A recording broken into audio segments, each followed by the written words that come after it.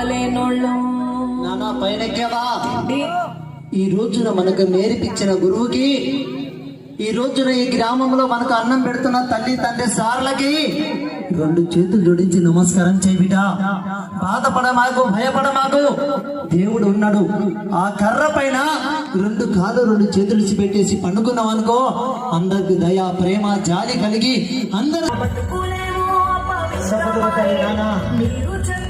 కిందవాడు గట్టిగా పట్టుకున్నాడు అన్న, మనము కింద పట్టుకుని విడిచిపెడుతున్నాను.